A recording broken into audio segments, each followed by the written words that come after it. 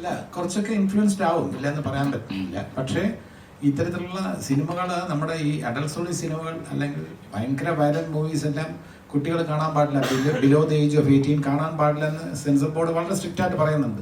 എന്നിട്ടും കുട്ടികൾ കാണുന്നുണ്ടെങ്കിൽ അതിൽ നമ്മുടെ പാരൻസിൻ്റെ ഒരു ഉത്തരവാദിത്വം കൂടെ അതിനകത്ത് അവരും കൂടെ ഉണർന്ന് പ്രവർത്തിക്കേണ്ടതായിട്ടുണ്ട്. പിന്നെ ഇവിടെ വയലൻസിൻ്റെ സ്വാധീനത്തിലാണ് ഇതെല്ലാം ചെയ്യുന്നതെന്ന് നമുക്ക് അങ്ങനെ പറയാൻ പറ്റില്ല. അങ്ങനെ ആ വയലൻസ് എന്ന് പറയുന്നത് നമ്മുടെ ഗെയിംസ് ഉണ്ട്, വീഡിയോ ഗെയിംസ്, ഭയങ്കര വയലൻ്റ് ആയിട്ടുള്ള ഗെയിംസ് ഉണ്ട്.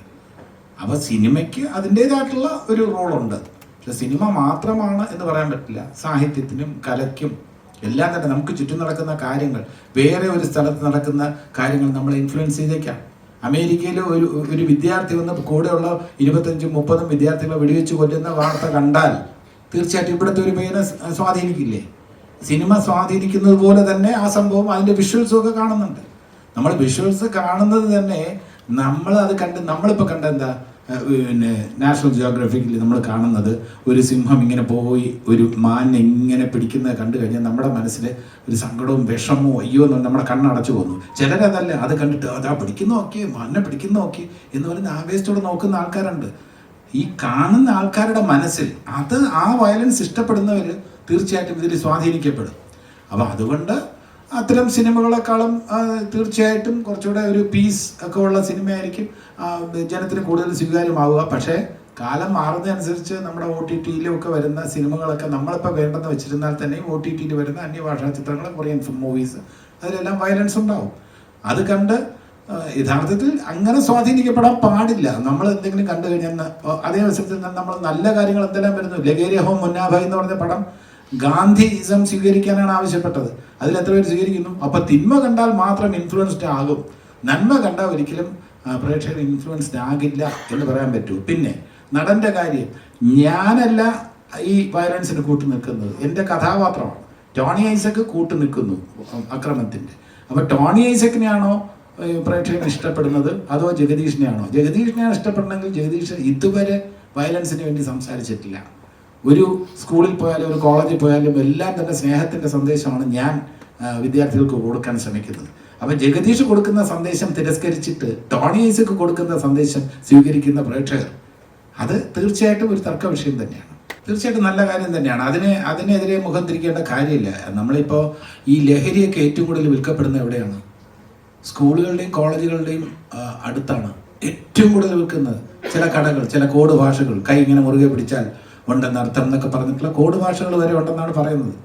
പിന്നെ ഓപ്പണായിട്ട് തന്നെ, കാലം മാറിപ്പോയിരിക്കുന്നു, ഓപ്പണായിട്ട് തന്നെ എന്താ പറയുക, കോളേജ് വിദ്യാർത്ഥിനികൾ തങ്ങൾക്ക് ഇഷ്ടപ്പെട്ട ബ്രാൻഡിനെ കുറിച്ച് ഡിസ്കസ് ചെയ്യുന്ന വീഡിയോ ഞാൻ കണ്ടു. അപ്പോൾ കാലം അങ്ങനെയാണ് പൊയ്ക്കൊണ്ടിരിക്കുന്നത്. അത് ശരിയാണെന്നോ തെറ്റാണെന്നോ പറയാൻ പറ്റും, അത് അവരുടെ അവകാശമാണ്. പുരുഷന്മാർക്ക് മാത്രമേ അങ്ങനെ മദ്യപിക്കാവോ എന്നൊരു ചോദ്യമുണ്ട്. അതേ അവസരത്തിൽ ഇങ്ങനെ ഓപ്പണായിട്ട് മദ്യപാനത്തിനെ പ്രോത്സാഹിപ്പിക്കുന്ന തരത്തിൽ കുറേ വിദ്യാർത്ഥിനികൾ സംസാരിക്കുന്ന കേട്ടപ്പോൾ എനിക്ക് ഷോക്കും സങ്കടവും ഉണ്ടായി. അത് വനിതകളായതുകൊണ്ട്, വിദ്യാർത്ഥിനികളായതുകൊണ്ട് മാത്രമല്ല, വിദ്യാർത്ഥി സമൂഹം ആണായാലും പെണ്ണായാലും എതിർക്കപ്പെടേണ്ടത് തന്നെയാണ്. പക്ഷെ അതിന് സൊസൈറ്റി കൂടുതലൊരു അക്സെപ്റ്റൻസ് ഇങ്ങനെയൊക്കെ കഴിക്കുന്നു എന്ന് പറയുമ്പോൾ അത് വ്യൂ ചെയ്യുന്ന വീഡിയോസ്, വ്യൂ ചെയ്യുന്ന ആൾക്കാരുടെ എണ്ണം കൂടുന്നു. അപ്പം മൊത്തത്തിൽ എങ്ങനെയൊക്കെ ഇതിനെ തടസ്സപ്പെടുത്തി അല്ലെങ്കിൽ ഇതിനെ ബ്ലോക്ക് ചെയ്ത് ഇത് ഒഴിവാക്കാനുള്ള എന്തൊക്കെ നീക്കങ്ങൾ ആരൊക്കെ നടത്തിയിരുന്നാലും അതിന് നമ്മളെല്ലാവരും പിന്തുണ രേഖപ്പെടുത്തണം തന്നെയാണ് എൻ്റെ അഭിപ്രായം. കാരണം അലാമിംഗ് റേറ്റിലാണ് ഈ കൊലപാതകമൊക്കെ പോകുന്നത്. ഓരോ ദിവസവും രാവിലെ കാണുന്നത് വെട്ടിക്കൊന്നു എന്നുള്ളതാണ് കാണുന്നത്. അച്ഛൻ മകനെ വെട്ടിക്കൊന്നു, മകൻ അച്ഛനെ വെട്ടിക്കൊന്നു, സംശയത്തിൻ്റെ പേരിൽ കാമുകനെ വെട്ടിക്കൊന്നു, അല്ലെങ്കിൽ ഭാര്യയെ വെട്ടിക്കൊന്നു, അല്ലെങ്കിൽ ഭാര്യയും കുട്ടികളും ചേർന്ന് റെയിൽവേ ട്രാക്കിൽ ആത്മഹത്യ ചെയ്തു. ഇങ്ങനെ ഒരുപാട് കാര്യങ്ങൾ കാണുന്നുണ്ട്. അപ്പം നമുക്ക് ചുറ്റും നടക്കുന്ന കാര്യങ്ങളെക്കുറിച്ച് നമുക്ക് അഹങ്കരിക്കാൻ യാതൊരു നിർവാഹവും ഇല്ല, നമുക്ക് സന്തോഷിക്കാൻ നിർവാഹമില്ല. നമ്മളെല്ലാവരും കുറച്ച് ഡെസ്പറേറ്റ് ആണ്, ദുഃഖത്തിലാണ്. ഈ നാടിൻ്റെ ഈ കാര്യം ഈ സമയത്ത് ഉണർന്ന് പ്രവർത്തിക്കേണ്ടത് തന്നെയാണ്. ഇപ്പോൾ ഭാഗ്യവശാൽ സർക്കാരും പ്രതിപക്ഷവും എല്ലാവരും തന്നെ ഒരു കോമൺ ഫൈറ്റിന് വേണ്ടി, കോമൺ ഈ വാറിന് വേണ്ടി തുടക്കം കുറിച്ചിരിക്കുന്നു എന്നാണ് ഞാൻ മനസ്സിലാക്കുന്നത്. അതിൻ്റെ കൂടെ കലാ സമൂഹം നിൽക്കും എന്ന കാര്യത്തിൽ യാതൊരു സംശയമില്ല. അങ്ങനെ എന്താ പറയുക, സ്ട്രെയിറ്റ് ആയിട്ടുള്ള ഒരു മെസ്സേജ് കൊടുക്കുന്നില്ല എങ്കിലും വരികൾക്കിടയിൽ വായിച്ചെടുക്കാൻ പറ്റുന്ന കുറച്ച് കാര്യങ്ങളുണ്ട്. കാരണം ഈ പറയുന്ന അച്ഛൻ ജീവിച്ചിരിക്കുമ്പോഴുള്ള അച്ഛന് വേണ്ടി ചെയ്യാൻ കഴിയുന്ന കാര്യങ്ങൾ, അച്ഛന് വേണ്ടി ചെയ്യാൻ കഴിയാത്ത കാര്യങ്ങളെക്കുറിച്ചുള്ള ഒരു പശ്ചാത്താപം അല്ലെങ്കിൽ കുറ്റബോധം, ഇതൊക്കെ ഇതിൻ്റെ ഇടയിൽ ചെറുതായിട്ടെങ്കിലും ചർച്ച ചെയ്ത് പോകുന്നുണ്ട്.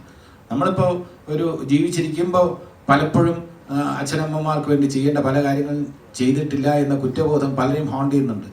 അതൊക്കെ ചില കലാസൃഷ്ടിയിലൂടെ, സാഹിത്യ സൃഷ്ടികളിലൂടെ അത് വായിക്കുമ്പോൾ നമ്മുടെ കണ്ണ് നിറയുന്നുണ്ടെങ്കിൽ നമ്മൾ അതിൻ്റെ കൂടെ ആ നമ്മുടെ അനുഭവങ്ങളുമായിട്ട് നമ്മൾ എത്രത്തോളം ചേർന്ന് നിൽക്കുന്നു എന്ന് നമ്മൾ നോക്കാറുണ്ട്. ഈ സിനിമയിലും അത്തരം ചില കാര്യങ്ങൾ ഹാസ്യരൂപേണ നമ്മൾ അവതരിപ്പിക്കുമ്പോൾ അത് നമ്മളെ തന്നെ കുറ്റപ്പെടുത്തുകയാണ്. ഞങ്ങൾ, നിങ്ങൾ എന്നല്ല, നമ്മളെല്ലാവരും കുറ്റക്കാരാണെന്നാണ് ഈ സിനിമ പറയുന്നത്. നമ്മളെല്ലാവരും നമ്മുടെ അച്ഛനമ്മമാരെ സ്നേഹിക്കണം, നമ്മുടെ അച്ഛനമ്മമാരുടെ സ്വത്തിൻ്റെ പിന്നാലെ ഇങ്ങനെ പോകരുത്. അവിടെ എന്ത് ലൈഫ് എന്ന് പറഞ്ഞാൽ അൾട്ടിമേറ്റ് ആയിട്ട് കുടുംബ ബന്ധങ്ങൾക്ക് വലിയ വാല്യൂ ഉണ്ടെന്നുള്ളത് ഈ ചിത്രത്തിൽ പറയാതെ പറഞ്ഞു പോകുന്നുണ്ട്. ഞാൻ ആഗ്രഹിച്ചത് ഭീമൻ റോള് തന്നെയാണ്. അത് കഴിഞ്ഞാൽ പിന്നെ എൻ്റെ ക്യാരക്ടറിൻ്റെ പേര് അർജുനൻ എന്നാവുമെന്ന് ഞാൻ പ്രതീക്ഷിച്ചു. കാരണം ധർമ്മൻ മരിച്ചുപോയി, രണ്ടാമത് ഇന്ദ്രൻസ്, മൂന്നാമത് കഥ പറയുമ്പോൾ ഞാൻ വിചാരിച്ചു എൻ്റെ പേര് അർജുനൻ ആവുന്നു. പക്ഷെ അർജുനൻ എന്നെക്കാളും സുന്ദരനായ ഒരു ചെറുപ്പക്കാരനാണ് കൊടുത്തത് ആ റോള്. നകുലനും സഹദേവനും എനിക്കും പ്രശാന്തനും തന്നു. പേര് മാത്രമേ ഉള്ളൂ. കഥാപാത്രങ്ങൾ എന്ന നിലയിൽ അഞ്ച് പേർക്കും ഇതിൽ ധർമ്മന് ഇമ്പോർട്ടൻസ് ധർമ്മൻ്റെ പത്നിക്ക് കൊടുത്തിട്ടുണ്ട്. ബാക്കി 4 പേർക്കും ഏകദേശം തുല്യ പ്രാധാന്യമാണ്. ഇനി കളിക്ക് അല്ലെങ്കിൽ തമാശയ്ക്ക് വേണ്ടി പറയാമെന്നുള്ളേ ഉള്ളൂ. എനിക്ക് ഈ പഞ്ചപാണ്ഡവരിലെ എല്ലാ കഥാപാത്രങ്ങൾക്കും തുല്യ പ്രാധാന്യമാണെന്ന് തോന്നിയിട്ടുണ്ട്. അതിൽ കൂടുതൽ നമ്മൾ എപ്പോഴും ചർച്ച ചെയ്യുന്ന, പല കാരണങ്ങളാൽ ചർച്ച ചെയ്യുന്നത് ധർമ്മപുത്രൻ, ഭീമൻ, അർജുനൻ. നകുലനും സഹദേവനും ചർച്ച ചെയ്യപ്പെടുന്നില്ല, അധികം ചർച്ച ചെയ്യപ്പെടുന്നില്ല. അതെ അതെ അതെ. അപ്പം അതുകൊണ്ട് ഇവിടെ ഒരു വേറെ അമ്മമാരും ഒക്കെ ആയതുകൊണ്ടായിരിക്കാം കൂടുതൽ ചർച്ച ചെയ്യപ്പെടുന്നില്ല. അപ്പം രാമായണത്തിലാണെങ്കിൽ ശ്രീരാമൻ ചർച്ച ചെയ്യപ്പെടുന്ന പോലെ ലക്ഷ്മണൻ ചർച്ച ചെയ്യപ്പെടുന്നു, ഭരതൻ ചർച്ച ചെയ്യപ്പെടുന്നില്ല, ശത്രുഘ്നൻ അത്ര ചർച്ച ചെയ്യപ്പെടുന്നില്ല എന്ന് പറയുന്ന പോലെ നകുലനും സഹദേവനും അത്ര ചർച്ച ചെയ്യപ്പെടുന്നില്ല യഥാർത്ഥ മഹാഭാരതത്തിൽ. ഇവിടെ അങ്ങനെയല്ല. അതിൻ്റെ പേരിൽ ഞങ്ങൾ ഒഴിവാക്കി നിർത്തിയിട്ടില്ല, ഞങ്ങൾക്ക് തുല്യ പ്രാധാന്യം തന്നിരുന്നു. ഇത് വ്യക്തിപരമായ ആരെങ്കിലും പരിഹസിക്കുന്നതിനോട് എനിക്ക് യോജിപ്പില്ല. യഥാർത്ഥത്തിൽ ഏത് നായകനാണ് എത്ര സൂപ്പർ ഹിറ്റ് തന്നാലും അദ്ദേഹത്തെ അമാനുഷികരെന്ന് വിശേഷിപ്പിക്കുന്നതിനോടും എനിക്ക് യോജിപ്പില്ല. അതേ അവസരത്തിൽ പരാജയപ്പെട്ടു എന്നതിൻ്റെ പേരിൽ ഒരു നടനെയോ നായകനെയോ പരിഹസിക്കുന്നതിനോടും എനിക്ക് യോജിപ്പില്ല. അത് അങ്ങനെ ആ ഒരു വ്യക്തിപരമായ ആ ഒരു രീതിയിൽ നമ്മൾ കണക്കിലെടുക്കാൻ പറ്റില്ല. പിന്നെ യഥാർത്ഥത്തിൽ ഈ സിനിമകളെല്ലാം തന്നെ നിർമ്മിക്കുമ്പോൾ എല്ലാവർക്കും വലിയ പ്രതീക്ഷകളാണ്. ഈ കണക്കൂട്ടുകൾ പ്രേക്ഷകർ അത് ഇഷ്ടപ്പെടും എന്ന വിശ്വാസത്തോടെയാണ് പലപ്പോഴും സിനിമയുമായി മുന്നോട്ട് വരുന്നത് കലാസൃഷ്ടി. അത് പ്രേക്ഷകർ റിജക്റ്റ് ചെയ്യേണ്ട സാഹചര്യം വരുമ്പോൾ തീർത്തും പ്രേക്ഷകർ വലിയ പ്രതീക്ഷയോടെ വരുമ്പോൾ അവരെ നിരാശപ്പെടുത്തുമ്പോൾ അവർ വളരെയധികം ഡിസപ്പോയിൻറ്റഡ് പറയുന്ന സ്റ്റേറ്റ്മെൻറ്റ്സ് അതൊരു നായകനെതിരെയുള്ള സ്റ്റേറ്റ്മെൻറ്റ് എന്നതിനപ്പുറം നായകനിൽ അർപ്പിച്ച പ്രതീക്ഷ തകർത്തയിലുള്ള ദേഷ്യമാണ്. നായകനോടുള്ള ദേഷ്യമല്ല, വ്യക്തിയോട്. ഇനി ഏത് ഹീറോ ആണെങ്കിലും ശരി, അതെന്തെങ്കിലും കാണും എന്ന് വിചാരിച്ച് വന്നിട്ട് ഒന്നുമില്ല എന്ന് വരുമ്പോൾ അത് ഇന്നൊരാൾ നാളെ വേറൊരാൾ. എൻ്റെ ഒരു ചിത്രം എന്തെങ്കിലും ഉണ്ടാവുമെന്ന് പ്രതീക്ഷിച്ച് വന്നിട്ട് ഞാൻ ഇതേപോലെ പ്രൊമോഷനിലൊക്കെ ഇരുന്ന് പറഞ്ഞിട്ട് അവിടെ വരുമ്പോൾ തീർത്തും നിരാശപ്പെടുത്തിയാൽ ആ പ്രതീക്ഷ തകർത്തതിൻ്റെ ഒരു ദേഷ്യമോ എന്തെങ്കിലും ഒരു വികാരമോ നിങ്ങൾക്ക് എന്നോട് ഉണ്ടാവും. അതിൽ ഞാൻ പരിഭവിച്ചിട്ട് കാര്യമില്ല, അത്രേ ഉള്ളൂ. അത് എനിക്കെതിരെയുള്ള അല്ലെങ്കിൽ എന്നോടുള്ള വ്യക്തിപരമായ വിരോധമായിട്ട് ഞാൻ കണക്കാക്കില്ല.